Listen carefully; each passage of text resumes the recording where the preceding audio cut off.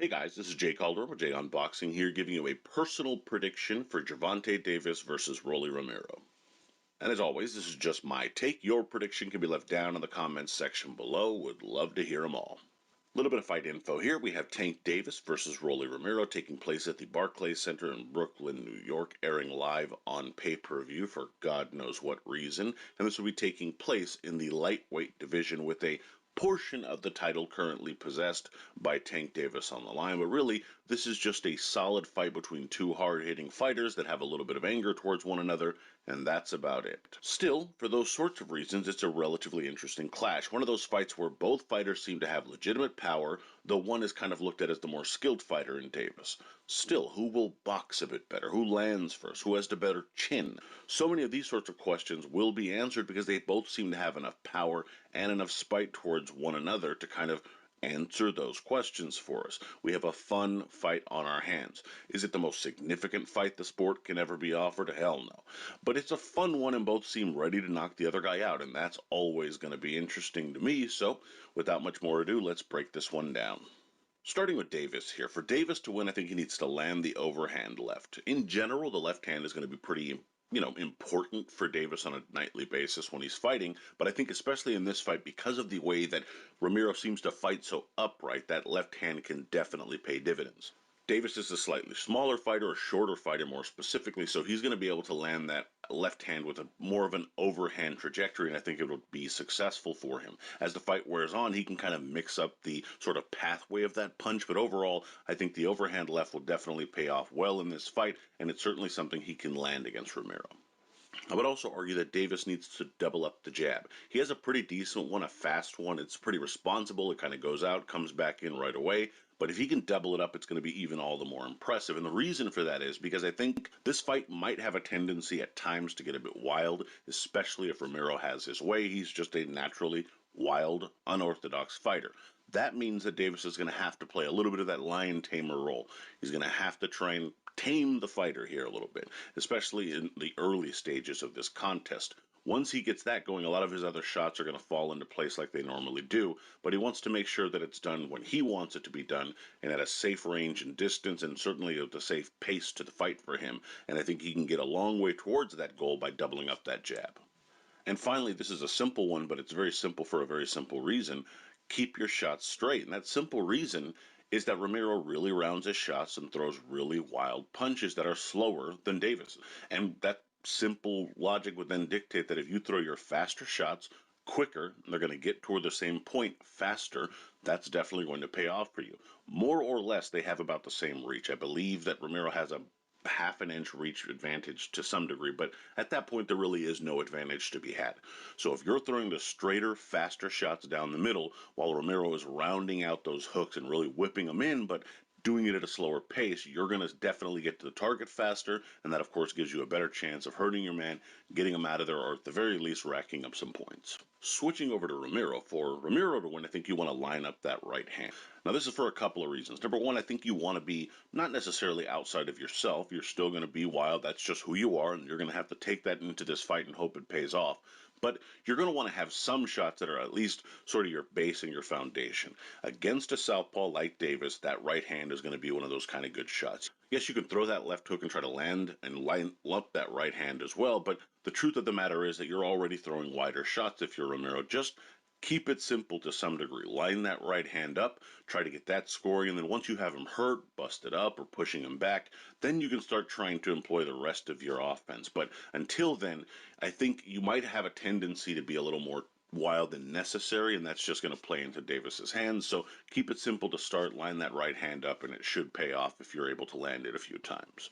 I would also say don't overly plant your feet. One of the biggest issues that Romero has is that his upper body and lower body, as strange as this might sound, do not seem connected at times when he's fighting. His upper body's kind of all over the place. He's bending at the hips. He's trying to whip in these shots around the guard and land these big power blows that he likes to throw. And his feet are 100% stationary. They're just not moving.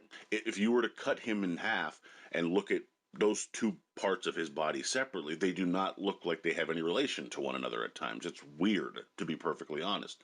Seems to work for him against certain opponents. It'll remain to be seen if it can against Davis. all of that said to say that if you're going to overly plant your feet against Davis, you're a sitting duck and he's going to land too many times, too often, too hard, and it's lights out for you. So you're going to have to at least have a little bit of a bounce, a little bit of some movement in your feet, and throw your shots with a little more fluidity if you're to have success on the night.